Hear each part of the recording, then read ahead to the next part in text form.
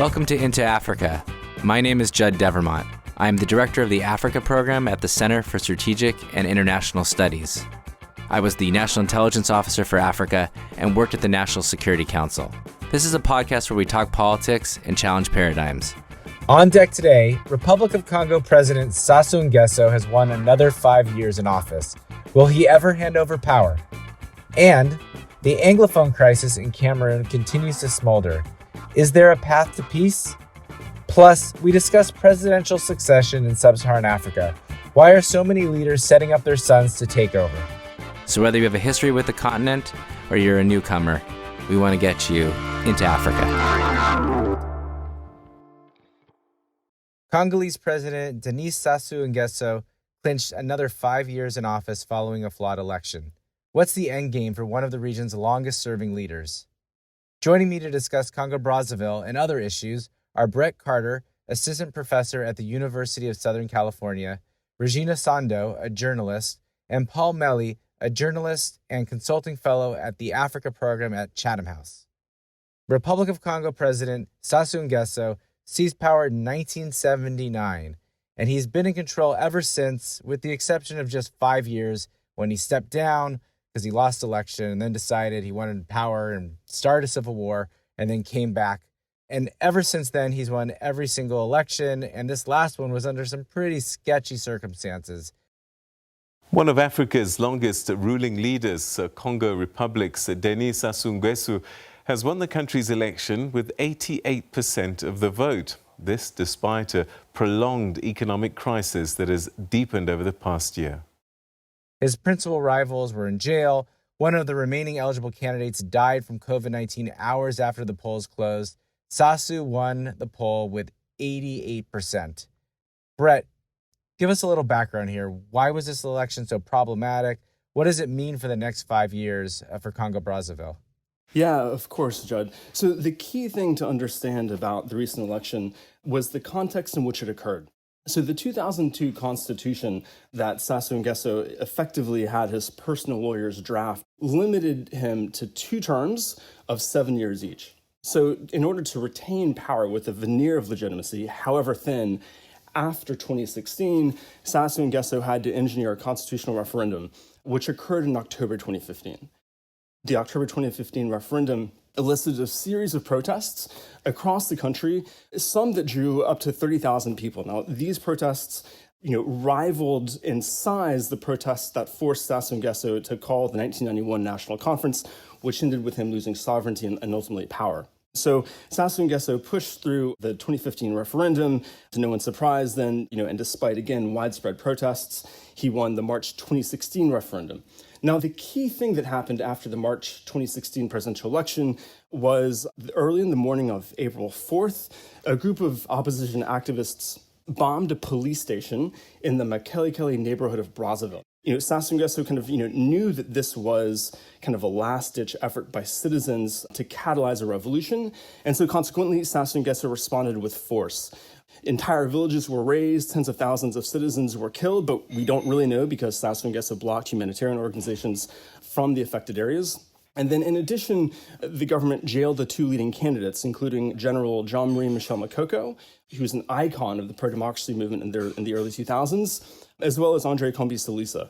So this notion, that Sassou Nguesso, claimed 88% of the vote, that only makes sense if one understands that as a signal to citizens, right? Which is that, he can claim this absurd vote margin and no one can really do anything about it at this point.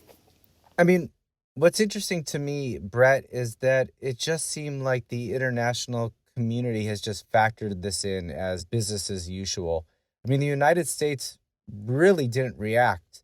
And it's an important contrast to what happened in this earlier time period that you were referring to, where in 2016, the embassy expressed, profound disappointment by the flawed election process. And this time, the statement was forgettable. A throwaway line about battling the effects of COVID-19, supporting economic recovery, strengthening our partnerships to protect the Congo River Basin. It just seems like, there's not much interest anymore. And so with this situation, Brett, what does it mean? What does it mean when there is not going to be much international engagement? And I'm going to ask Paul a very similar question, but I kind of want your sense of What does the future of Congo-Brazzaville look like given the domestic circumstances and the international atmosphere? You're exactly right. The lack of response from the U.S. government was shocking, and frankly, is hard to understand. I mean, it's clear that the Sassou government has been receiving substantial military and weapons support from Turkey, from Saudi Arabia, from China, from Russia. So is it possible, that the U.S. is effectively kind of ceding the Congolese government kind of, to a sphere of influence of a set of autocracies? That's possible, but, it's really hard to understand. And I should say, too, that international engagement is absolutely pivotal for the country's future. So I mentioned General Makoko. He was chief of staff of the military at the time and guaranteed the conference's security, even as the conference declared itself sovereign and effectively stripped Sassou Nguesso himself of sovereignty. Now, General Makoko is from the north, but because he's such an icon of the pro-democracy movement, he enjoys widespread support in the south as well. And so General Makoko is able to kind of bridge the political cleavage between north and south that has really animated Congolese politics since, independence in 1960 and even before that. Whenever General Makoko is released from prison, whenever that happens, he'll be welcomed as a martyr by citizens, from again across the north-south cleavage. Sassou Nguesso knows that, and so his strategy is to ensure that that doesn't happen. So it seems to me, that the best chance for real political change is the international community securing General Makoko's release. Okay, that's a great point. And Paul, maybe you could help us think about this, because I'm scratching my head on what's the real break here for a more clear-cut engagement, clear position from the international community on what's happening in Congo-Brazzaville. I mean, is it really oil? I mean, Sassou doesn't do that much regional diplomacy. Why do you think the international community remains quiet, given all the things that Brett's mentioned? I think there are several things. Certainly, interests come into it a bit. Congo is a significant, though not overwhelmingly important, but a significant source of oil for Total, the main French oil major, and also for Eni, the Italian oil company. It's also true that Congo has played a helpful role, should we say, in the management of regional crises, particularly the crisis in the Central African Republic. But I don't think those two, what you might call national interest or strategic interest factors alone, explain the situation. It's almost as if the outside world, and particularly France, the former colonial power, and more generally the European Union and the US, have just placed Congo-Brazzaville in the sort of too difficult box, along actually with a number of the other Central African oil family autocracies like Equatorial Guinea, like Gabon. And it's as if the reform and modernization agenda that the West is trying to push forward in some other parts of Africa, and which Macron, for example, just this week in his press conference before the G7, talking very strongly about why he's suspended cooperation with the army in Mali because there's been a further undemocratic coup, etc. It's as if that agenda, when it comes to those Central African countries, Western governments just seem to feel unable to push it forward and unwilling to really take matters to a really hard line. And in the case of France, it's partly perhaps explained by post-colonial history. In the decades after independence, there was, as it were, a culture of French engagement with former colonies, which became known by the elliptical phrase France-Afrique. And what that basically meant was a network of connections and personal encounters and shared vested interests between the French political elite and the ruling political elites of African countries. But it was really at its most sort of fully expressed, if you like, in the Central African region, much more than in West Africa. That's become something that recent French governments, and particularly Macron, they want to distance themselves from that past. So they've tried to keep quite a bit of space. I mean, Macron has, as we know, he's travelled constantly to Africa, but he hasn't been to Cameroon or Gabon or Congo-Brazzaville at all. despite the fact that they are long-standing French partners. It's as if he's sort of trying to engage with Congo on another axis, which is the axis of financial crisis. And it's one area where Congo is vulnerable. The country is hugely indebted, one of the most indebted in the world in per capita terms. He will just engage even more deeply with China and those other partners who have no interest in governance issues than before. But the other interesting question is whether at some point the Congolese street and civil society will ever manage to accumulate a sort of a level of willingness to campaign and to bring pressure, whether that's even possible, as they did at the beginning of the 1990s. And it may be that the experience, particularly the aftermath of the 1997 civil war, where Sassou retook power through a really horrendously brutal war, in which ethnic factors, political factors really played a very powerful role. And then there was brutal repression for years and years of opposition political activists.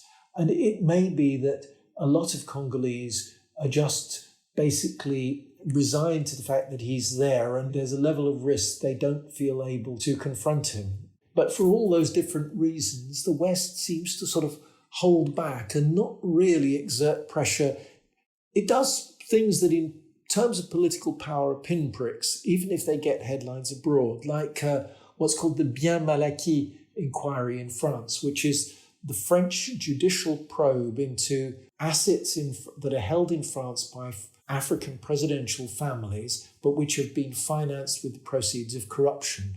And quite a number of the Sassou family have been placed formally under investigation. His property was seized right in Paris, and we did an episode earlier in our show about some of the Global Witness reports about Sassou's children, and we'll talk about that a little more. But there's been exposés and official French action against his government and him as a person. There has, and there's also been French judges in the French judicial system. Investigating judges can launch a probe, whatever the political masters might think of it.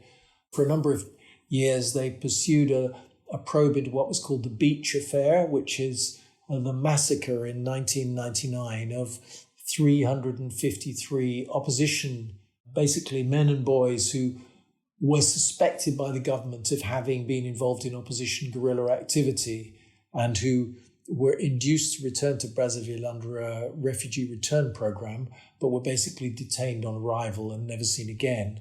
And once again, it's as if nobody in the international community in the West who's concerned about governance issues really wants to push it with Congo-Brazzaville. Well, this is where I think we really need to make the point that we have a Biden administration that is talking about democracy and governance, says this will be a priority for them. As you mentioned, Paul, not only has Macron made some very strong statements about what's happening in Mali, but he just recently withdrew support for the government in Central African Republic, in part because of its ties to Russia. So there is an opportunity here to not pick and choose, but to be more consistent in their policies. And I think we'll have an opportunity to talk about some of this as we get later on. But right now I want to turn to Cameroon.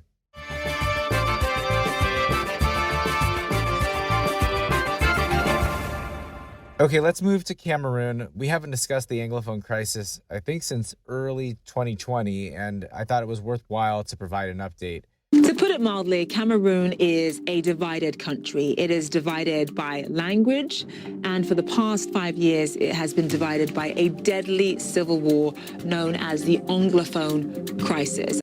Regina, this conflict continues to worsen. The UN says there have been more than 700,000 people internally displaced, tens of thousands of refugees. There's been more than 4,000 people killed, at least 2,000 cases of rape. Seems to me that the Swiss-led negotiations are going nowhere. I'd like you to just provide a little bit of your sense of where the crisis is.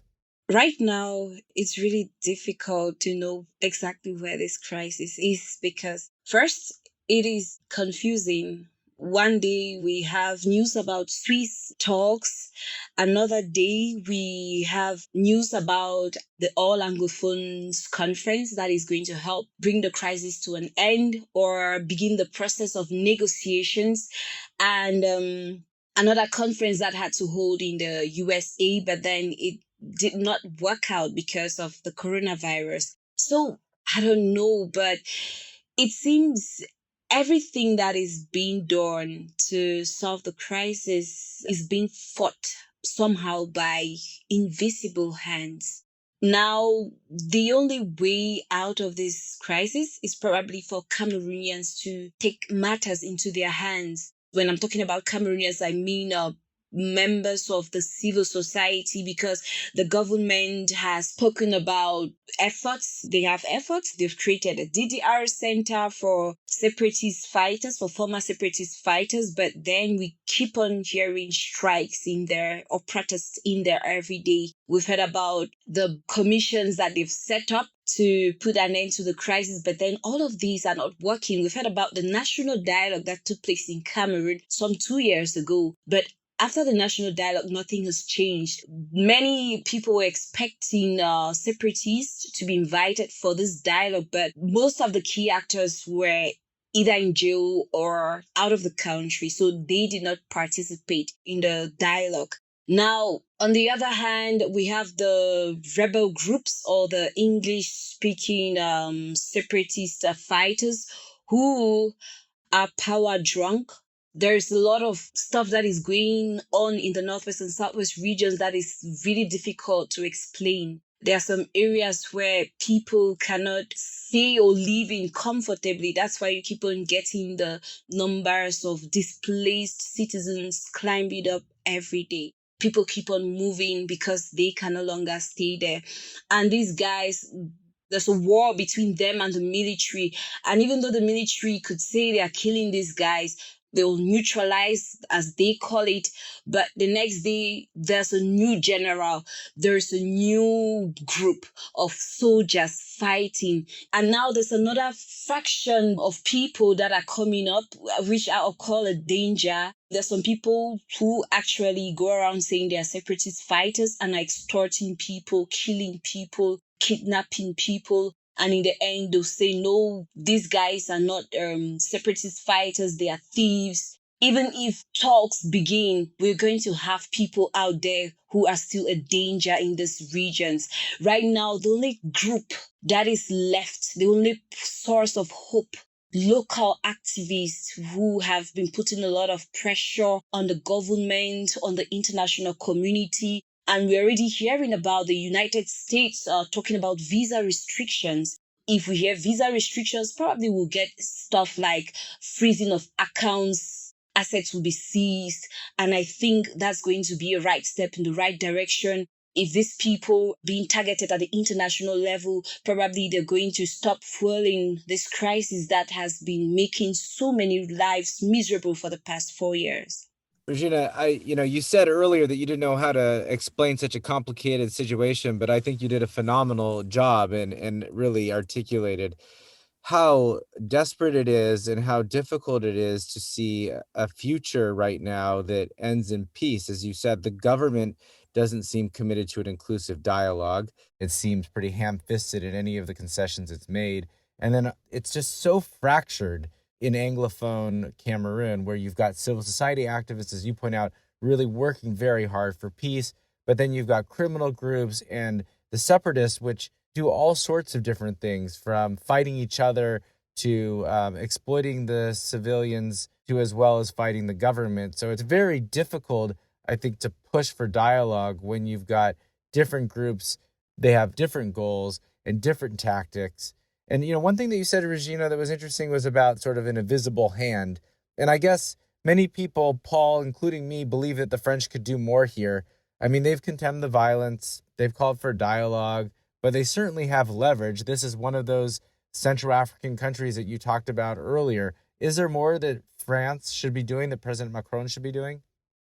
There is more, but it's politically complicated. It's not difficult in France, I think, for him to do more. But it's very interesting. If you look at what happened at the French agricultural show, I think it was the early 2020, Macron was basically what we say as a journalist, he was doorstepped by an Anglophone Cameroon rights campaigner. And he basically said to this guy on live television, I hear what you're saying. The situation is terrible. I'm regularly on the phone to President Biya. It can't carry on like this. He has to talk, he has to negotiate and open up dialogue. And on the one side, people then saying, at last he's done something in public. But I've also heard other Cameroonians say, what's he doing interfering in our affairs? He's the former colonial power. He should stay out of it. And so it's very difficult. The thing that strikes me that particularly with all these Central African crises is very noticeable in contrast with West Africa is there isn't really a regional structure or culture of crisis mediation and a view that that would be legitimate. In the current Mali crisis, ECOWAS delegations are in Bamako constantly, and there's a generalized acceptance in Mali that ECOWAS has a role and a right to be involved and to set certain tram lines. Now, in the Central African region, that culture isn't really there. Cameroonian state doesn't seem to want any external involvement, either by its neighbors or by the wider African community. There isn't a sort of culture of Central African countries having some sort of ground rules about what is an acceptable way to resolve crises or deal with political problems. So I think that makes it much worse. Yeah, I think that's a really interesting point, and we're seeing that in Chad as well. It's not like there's a big ECAS, which is the regional body or one of the regional bodies for Central Africa, that is leading the charge in the way that ECOWAS has tried to mediate in Mali or in Burkina. I mean, even SADC in South Africa and IGAD, while they may not be as effective at pushing for conflict, they are engaged. It's assumed that they would be involved in that conversation. So, Brett, I just want you to step back a little bit because you've done a lot of research about challenging autocracies. You've got a fractured landscape that Regina mentioned. You've got a recalcitrant leadership in Paul Biya. You don't have a regional body, as Paul mentioned. The French have their own complications. How does this play out? Yeah, that's a great question. So I would just say three things. First, as long as the movement for secession or for some sort of devolution into kind of a true federal type structure, as long as the Anglophone movement is divided, the Biya military, the Biya government will have the upper hand. Second, in the meantime, I think that we should expect the lack of command and control that many of these armed groups who are pushing for secession, those command control issues will have horrible consequences for citizens who I think will bear the cost of having young men with weapons in their neighborhoods who are more or less unconstrained by senior leaders of the movement.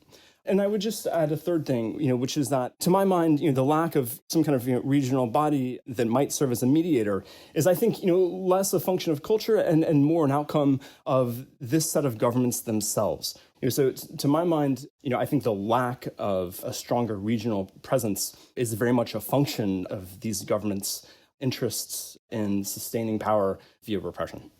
That was really helpful, Brett. And you actually set us up nicely for our final conversation, which is talking about this group of countries and a phenomenon that we're seeing in almost all of them, which is the growing number of sons of presidents who are being groomed to take over for the presidency.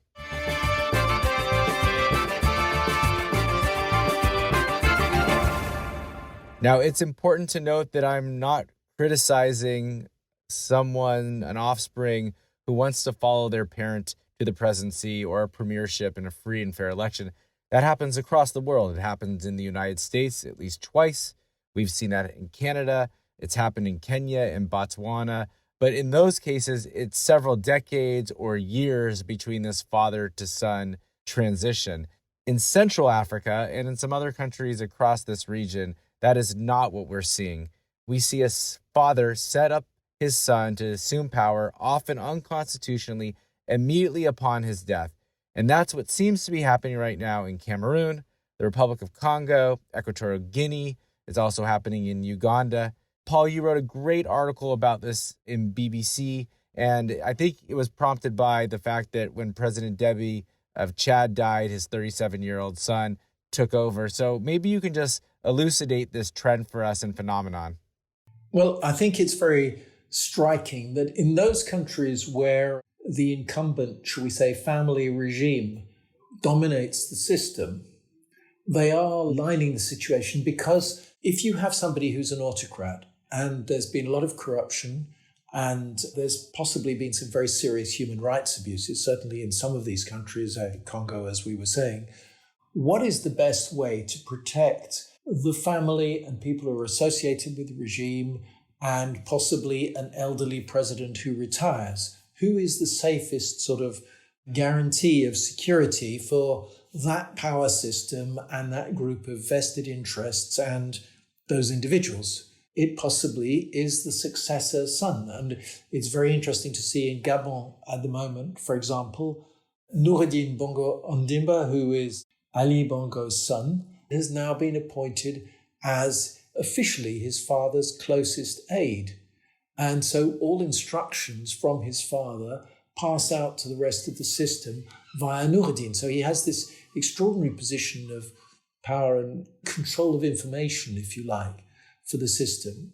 And yet, the interesting thing is, when there's suddenly a shock event that shakes these arrangements, then they can be exposed. And we can see it in Chad, because the late President Deby died and his son stepped in to head the military council that is organizing the transition. But immediately there was a lot of pressure from Chadian civil society and actually from some other countries in the region, such as Niger and Mauritania, and from France, people saying, you've got to have dialogue. Deby was an unusual individual. You can't just pass the succession on. But when it's locked down and controlled, as it is in Equatorial Guinea, in Congo, and in Gabon, at least, Cameroon's a different picture, perhaps, the regimes can do this sort of self-protecting succession, unless it were to, who knows, perhaps in one of those countries, a further attempt might spark mass unrest. I mean, the last Gabon election was very close, which suggests that perhaps the Gabonese may not be willing to tolerate such a succession again. Regina, you wrote a very good piece about Frank Biya in Cameroon. This was in The Continent, which many of our listeners know is one of our favorite sources for news and analysis. Can you talk a little bit about what you wrote? Who is Frank Biya? Is he in line to succeed his father? How does that match with some of the broader trends that Paul's talking about?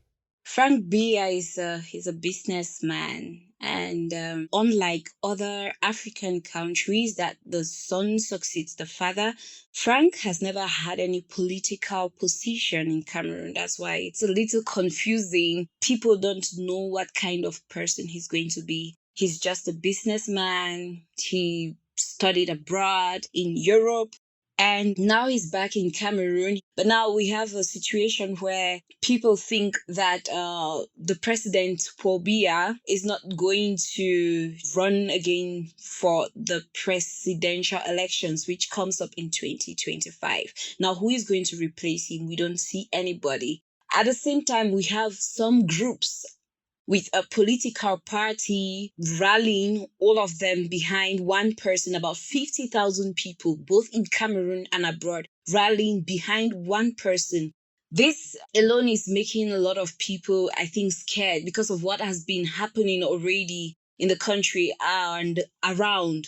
Talking about CEMAC countries that have, we've had this father-to-son thing. Now, Frank Biya, on his part, who's been a quiet person, we do not know who he is, the kind of life he lives. And now Cameroonians are like, he could be like his father. And we do not want that. We want somebody who is new. But Frank Biya, on the other hand, has not said this group of people who are supporting me, I'll be willing to go in for elections when the time comes. He has been quiet about it. The government doesn't want to talk about it. This thing is very common. It's common. It happened in Chad. It happened in Gabon. And it could happen in Cameroon. And definitely nothing is going to happen. And we are going to have a situation in Cameroon that many people are afraid of. The same person who is going to come in with the same ideas of his father, because if he's going to be president, then his father's friends will be the one controlling Cameroon with him.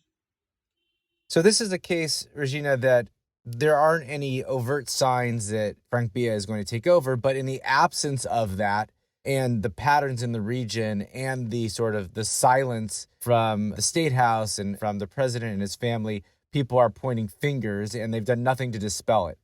Yeah, people are pointing fingers because we are in a region where things happen, and there's this saying, there is no smoke without fire. So if something like this is happening, it means it's a whole plan. It's something that is being cooked, and they're getting people ready so that when 2025 comes, people will be like, oh, what's happening? But then they'll be like, oh, well, we knew about it already.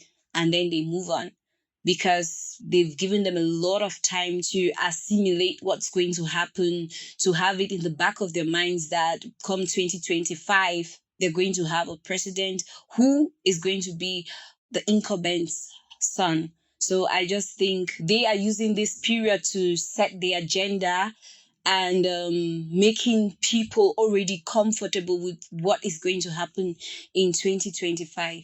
So there's smoke in Cameroon. I would argue, Brett, that there's fire in Congo-Brazzaville. The Sassou's son, Denis Cristal, now has a job in the cabinet. There's much more, I think, some signs that he could be groomed to replace his father. Can you talk a little bit about, what's happening in Congo-Brazzaville with succession? And then I'm going to ask the same question to Regina, but let me give you first crack on it. Can civil society, at least in the case of Congo-Brazzaville, do anything about it? I think you're exactly right about the fire comment. And I should say that earlier, Paul mentioned, I think correctly, that many in the international community seem to have put Congo, Gabon as well, perhaps others, into the too hard category, as though that, there's just very little that the international community can do to foster real political change. And in my view, for the international community, I think that's a real misunderstanding of internal Congolese politics. So in the early 2000s, Denis Cristal, Sassou Nguesso's son, was one among several male family members who was considered as a potential successor. By the early 2010s, it was clear that Denis Cristal was indeed Sassou Nguesso's choice. He was basically given a parliamentary seat in 2007 from the Oyo constituency, which is Sassou Nguesso's native village in northern Congo. Denis Cristal was appointed to the PCT Central Committee a few years later in 2012. But the key thing to know is that Denis Cristal is a problematic successor, to say the very, very least. He's widely regarded by senior regime officials and many international partners as really quite incompetent. He's had this reputation from, at least since the early 2010s, whenever Sassou Nguesso was really thinking about possibilities of succession. Denis Cristal was regarded by everyone, of course, as profoundly corrupt, and with obviously good reason. Denis Cristal also has no real military support. So while there are kind of parts of the family who support Denis Cristal's succession, again, he's a very, very problematic choice. And one of the key dynamics to understand Congolese politics, and I should add Gabonese politics as well, is that these ruling families aren't monolithic at all. In fact, they're quite sprawling, and in both Congo and Gabon, really quite divided.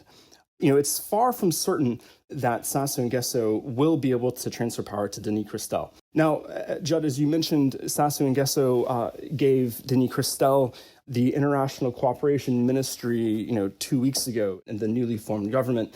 To be clear, this International Cooperation Ministry has never existed before. It's always been part of the Foreign Affairs Ministry. Now, even senior diplomats in Brazzaville don't really know what Denis Cristal's actual job is. And as best I can tell from, again, sources in the palace, is that this is an extended audition for Denis Cristal to kind of begin to generate some support among international partners. Think in particular Beijing, Moscow, Paris, Washington as well, to develop a sense that he would indeed be suitable to succeed. Because, at the moment, it's pretty clear that Denis Cristal won't really have the family's full backing. Brett, I want you to just do one last thing here is, the role of civil society. Paul mentioned earlier that it's fairly scarred from the Civil War.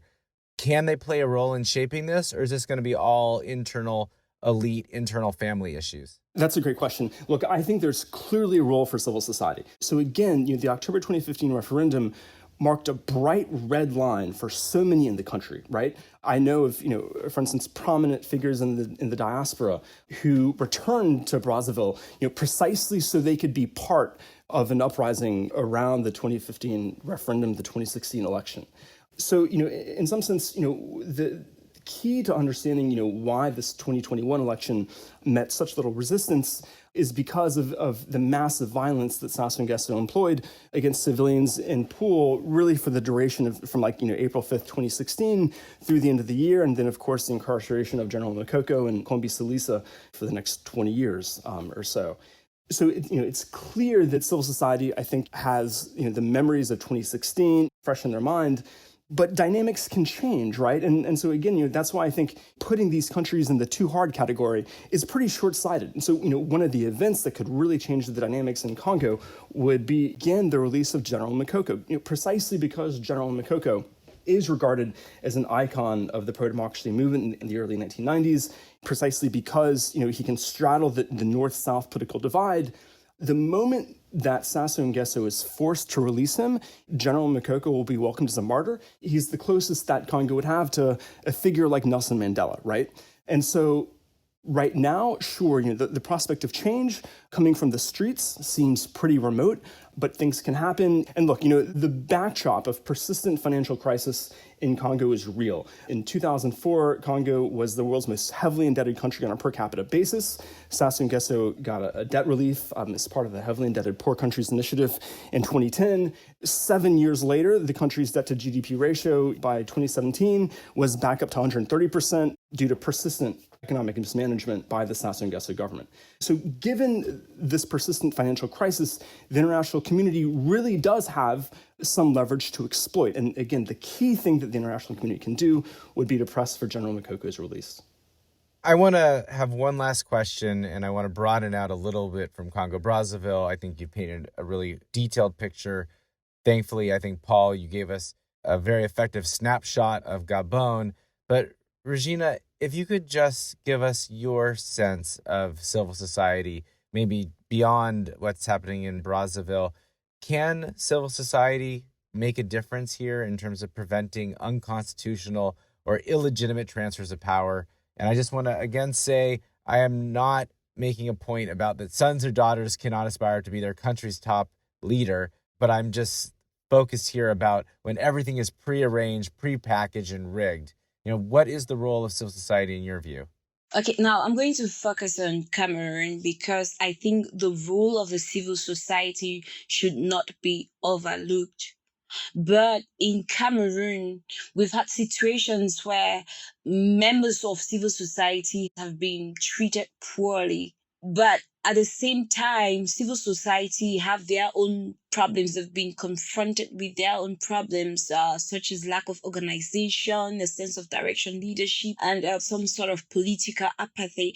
Now, I think if we have a civil society that is determined, and we have members who will not give up easily, no matter their political affiliations and ages, no matter if they're youths or old people. If we have people who are committed for change, I think it's going to be possible for them to prevent unconstitutional or illegitimate transfers of power to offspring.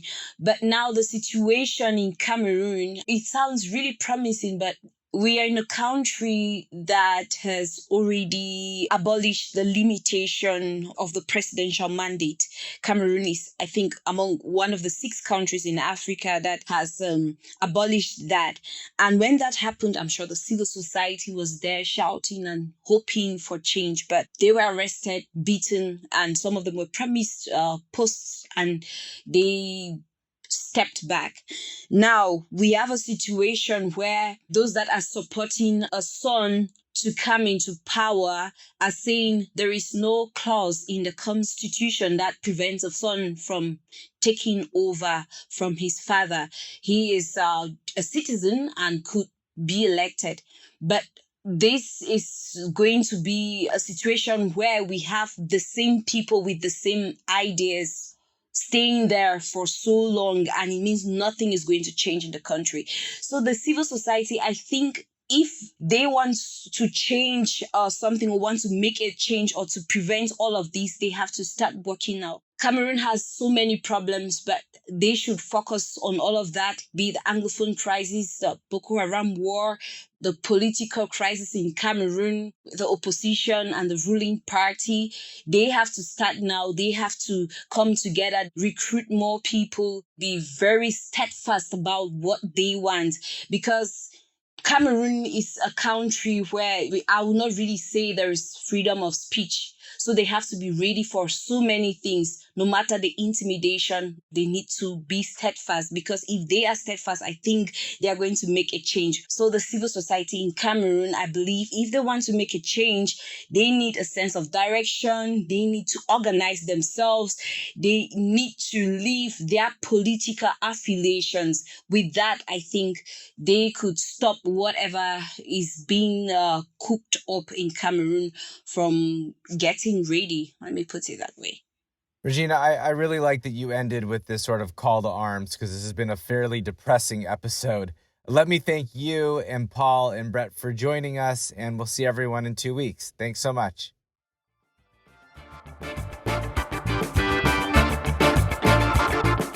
Thanks for listening. We want to have more conversations about Africa. Tell your friends, subscribe to our podcast at Apple Podcasts or wherever you find good content. You can also check out our analysis and reports at csis.org/Africa. Thanks.